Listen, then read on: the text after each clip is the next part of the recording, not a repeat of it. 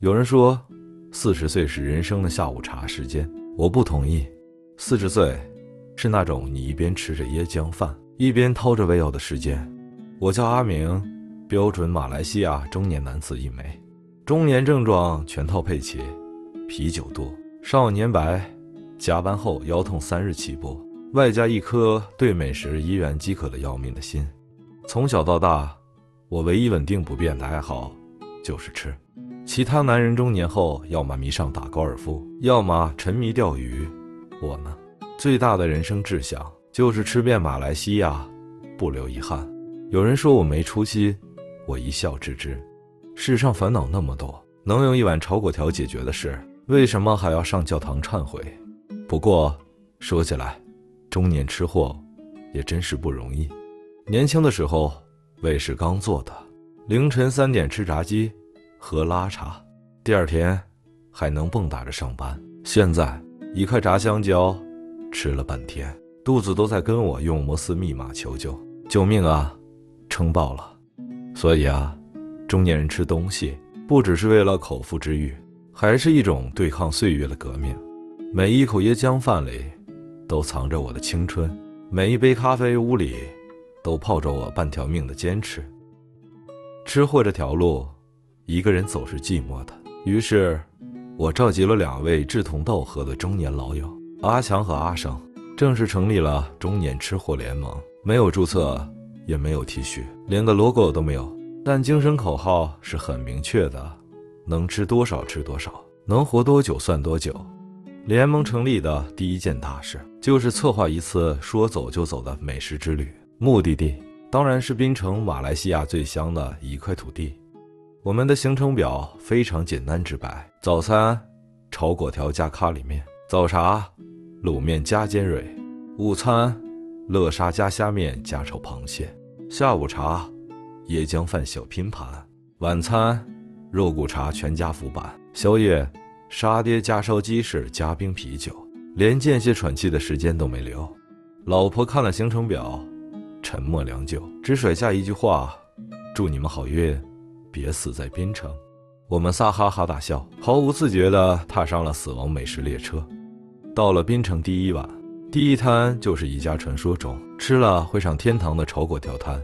老板是个看起来100岁，其实只有60岁的阿伯，手里的铲子比我的人生还沉重，一铲子下去，油烟和灵魂齐飞。那一盘炒粿条上桌，我看着它油光四溢，虾仁肥美，辣椒酱香得要命，忍不住感动的差点给老板磕个头。第一口下去，我就知道值了。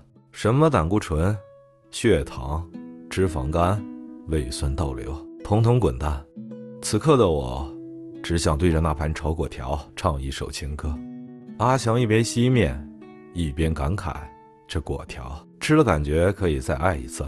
阿生满嘴油的附和，可以，但先让我上个厕所。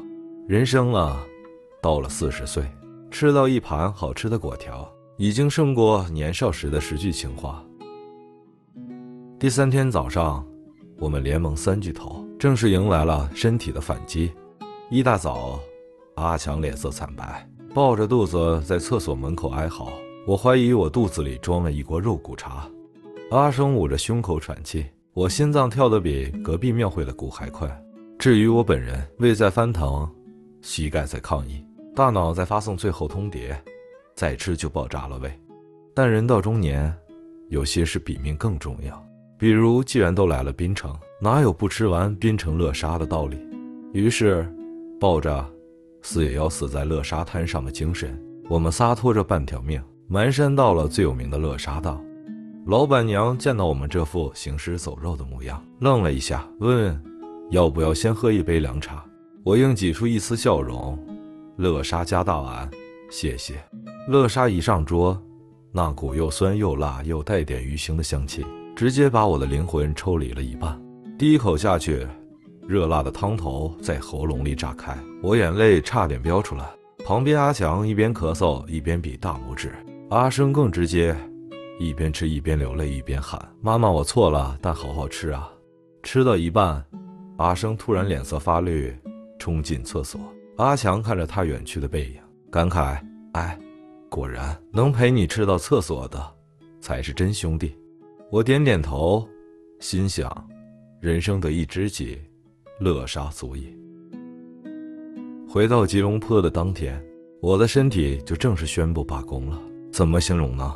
简单讲，就是肚子长得像个气球，心跳像打鼓，头顶隐隐浮现出一个字幕：Game over。老婆一看我那副半死不活的样子，二话不说，把我打包送进了医院。在急诊室里，医生用那种看见慈禧太后上吊都不会皱眉的表情，翻着我的体检报告，血脂超标，胆固醇爆表，肝功能异常，脂肪肝3级。他念着，我听着，每念一个词，我的灵魂就脱离身体1寸。最后，医生摘下眼镜，叹了口气，意味深长地说了一句：“你这副身体啊，比我妈种的榴莲树还危险。”我还能说什么呢？种榴莲的都没有内脏地雷多。医生拍了拍我的肩膀，像是拍一块即将下架的肉干，说：“以后少吃油炸，少吃高盐，少吃高脂肪，少吃高糖。简单来说，少吃你爱吃的所有东西。”听到这里，我差点一口气没提上了。护士小姐在旁边安慰我：“没事了，健康餐也很好吃的，比如蒸鸡胸肉、水煮菜心、无糖豆浆。”我用尽中年男人最后的倔强，挤出一个微笑：“谢谢你，不过我还想活得有点滋味。”护士小姐笑着拍拍我的点滴瓶，没说话。我知道，那是成年人之间最深沉的明白。出院那天，医生千叮万嘱，记得控制饮食，不然下次直接来急就是开会员卡了。我点头如捣蒜，心里却在流泪。医生啊，你知不知道，控饮食对一个吃货来说，比叫他断气还痛苦啊！回到家，老婆已经帮我规划好了1周的健康菜单：早餐燕麦片加1颗水煮蛋，午餐清蒸鱼配烫菜心，晚餐1碗水煮苦瓜汤无油版。看到菜单的那一刻，我差点没当场原地猝死。我小心翼翼地提议，不如偶尔加点椰浆饭，少椰浆版。老婆回头冷冷地看了我一眼，想写遗嘱的话可以。于是我正式走上了清汤寡水中年养生之路。不过嘛，男人到了40岁，嘴巴虽然叛逆，脑子还是挺聪明的。为了让自己活下去，不那么惨，我发明了很多自欺欺人的小技巧，比如吃燕麦片的时候闭上眼睛，幻想自己在吃滨城炒粿条；啃水煮鸡胸肉的时候，想象成油脂地大的沙爹串；喝苦瓜汤的时候，默念3次：“这就是肉骨茶，这就是肉骨茶，这就是肉骨茶。”久而久之，竟然演练出了一种独门神功——味觉催眠术。身边朋友看到我最近瘦了，气色也好了，纷纷来问秘诀。我靠在椅子上，慢条斯理地说：“很简单，靠想象力吃饭。”然后举起一块水煮菜心，微笑着说：“来，干杯！”想象它是黄金脆皮炸鸡。朋友们面面相觑，表情宛如看见了什么精神病奇迹现场。我无比自豪地咀嚼着我的炸鸡，内心深处响起了壮志在我胸的背景音乐。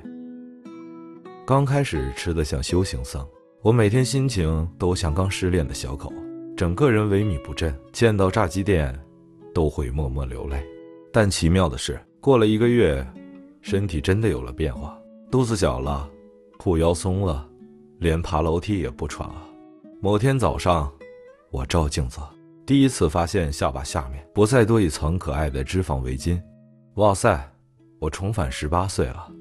我在厕所里对着镜子，自信爆棚地比了个中年限定版剪刀手，当然只敢在厕所里。外面老婆在等着我收拾碗筷。更神奇的是，老婆开始跟我一起玩起了健康料理挑战。她买了一大堆奇奇怪怪的食材，比如有机奇亚籽、无糖燕麦奶、低脂芝士，看着像给兔子准备的高级饲料。然后2个人在厨房里一边乱搞一边哈哈大笑，做出各种奇葩的中年版创意料理。燕麦椰浆饭，吃起来像甜过头的椰浆糖水；蒸鸡胸肉乐沙，吃第一口就想报警；无糖无盐版肉骨茶，喝了怀疑人生。虽然味道经常失败，但气氛爆表，尤其是看着老婆手忙脚乱，把糙米饭煮成一锅浆糊，我忍不住笑到差点掉进米锅里。他也笑着骂我，笑什么？还不是为了救你这条烂命。我眨眨眼，深情地回了一句，被你救回来值了咯。老婆一愣，眼角微微弯了起来，笑得比蒸菜还甜。那一刻我突然明白了，人到中年，吃不只是为了满足口腹，更多时候是为了和重要的人一起活得好好的，哪怕一桌清汤寡水，只要有他陪着，那也是人间最好吃的大餐。当然了，男人嘛，再怎么乖，也不可能一辈子守着水煮菜心过活。偶尔，我也会偷偷放纵一下，比如在外面喝一杯加糖的咖啡屋，啃一口酥脆的咖喱饺，或者在公司下午茶时间跟同事分一块鸡扒饭，小小叛逆，刺激又幸福。某天周末，我趁老婆去超市的空档，偷偷叫了份炸鸡外卖，还学007特工一样小心翼翼地灭掉所有证据，纸袋藏好，手擦干净，嘴巴漱3遍，衣服换一件。正当我躺在沙发上装无辜的刷剧时，老婆提着菜回来了。她刚进门就皱了皱鼻子，眼神锐利的像刑警队长。我一阵心虚，笑嘻嘻地迎上去，嗨，老婆，买什么好料？她盯着我，冷冷地说，你嘴巴有炸鸡味。我心里一凉，强行嘴硬，不可能，我刚才只吃了蒸地瓜。老婆微微一笑，丢下一句，连地瓜都会炸的男人，你真是个奇迹。然后就提着菜袋径直走进厨房，留我一个人站在客厅，感受中年男人最后的尊严被一块炸鸡带走的悲伤。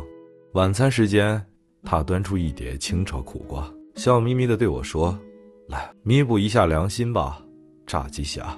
我苦着脸扒着苦瓜，眼泪在心里打转，嘴里却还是忍不住笑了。吃着吃着，我突然觉得，其实人生就像一碗苦瓜汤，虽然有点苦，但只要有爱的人在身边陪你吃下去，苦的也甜。某个周五晚上，我接到阿强的电话，声音里充满久违的兴奋，喂，今晚出来探罗，老地方，福建面加炒螃蟹，兄弟们聚一聚。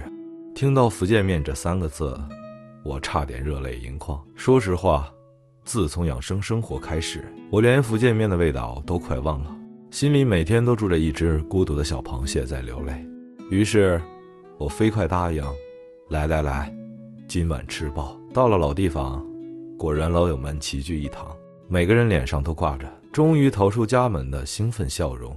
桌上摆满了福建面、咸蛋炒蟹、炸五香、烧腊拼盘，油光四溢，香气扑鼻。我们几个互相瞪着菜，口水直流，但手却异常迟疑，因为大家的身体状况早就不是当年18岁的钢铁胃了。阿强3高患者，医生叮嘱每一餐都要吃得像和尚。阿生脂肪肝2级，稍微吃咸一点，第2天脸就肿得像面包。我妈医院常客，身上挂着胆固醇战士的荣誉勋章，场面一度非常尴尬。一桌菜，4双筷子，谁也不敢先动。终于，阿生叹了口气，象征性的夹了一根炒面条，慢慢嚼，嚼得像在咀嚼自己的人生。阿强则优雅地切了一小块螃蟹壳边，细嚼慢咽，像老爷爷吃年糕。我更惨，拿着筷子在空气中画圈，眼睛直勾勾的看着咸蛋炒蟹，眼神里满是欲望和克制的挣扎。这时阿强举杯大喊，兄弟们，来为我们的中年胃干一杯凉水。我们仨举起矿泉水，狠狠干了下去，场面凄凉得可以直接拍一部中年励志纪录片。那一夜，我们一边互相劝吃，哎呀，吃一点了，不会死了，一边互相劝阻，够了啦，肾要爆了啦，笑到差点岔气。最后全桌菜基本没动，打包了2大袋回去。当然回家是各自偷偷吃掉，还是丢给老婆嘛，那就各凭本事了。那一晚回家路上，我一个人开着车，窗外是吉隆坡夜晚零零落落的路灯，广播里放着一首老歌，什么一生何求之类的，听得我差点想在红绿灯下哭一场。人到中年啊，什么最难？不是没钱，不是没头发，是没办法随便吃。以前年轻，宵夜吃一座山都美式，现在一口炸鸡下去，肚子长3天，血脂表爆红，连走路都带着内疚感。但也就是在那晚，我突然想明白了一件事：吃原本就不是为了填满肚子，是为了填满心。不是要狼吞虎咽的一口气吃完，也不是要苦哈哈的把自己关禁闭，而是一小口一小口的吃，一小点一小点的快乐，慢慢吃，慢慢活，慢慢笑着把人生的苦跟甜一起咽下去。就像今晚，虽然一桌菜没敢乱吃，但朋友的笑声，熟悉的油烟味，那种我们还在一起的感觉，早就把我喂饱了。胃可能空着，但心是热的。周末一早，我跟老婆去附近的巴沙，阳光还没完全爬上来，空气里已经弥漫着熟悉的香味，炒粿条的锅气，油条摊冒出来的热气，咖喱包子温热的甜香，还有隔壁摊老板娘吆喝着来来来，糯米饭新鲜出炉。走在这样的巴沙里，闻着闻着，我整个人像是被时光倒带，回到了小时候，跟着老爸老妈拎着塑料袋，做一袋菜又一袋包子，蹦蹦跳跳买早餐的日子。老婆走在前头，手里提着菜篮子，回头朝我喊要不要吃点什么。我笑了笑，慢悠悠地走上前去，站在一摊子前，我挑了一颗小小的咖喱角，咬了一口，香气在嘴里炸开，咸香中带着一点点微辣，馅料绵软温热，一小口而已，却好像吃进了整个早晨的阳光。我咀嚼着，心里轻轻想着：吃吗？慢慢吃；活吗？慢慢活。40岁，胃不行了，发际线撤退了，心脏有时候还偷偷打滑，但没关系啊，慢慢来，慢慢吃，慢慢笑，慢慢走。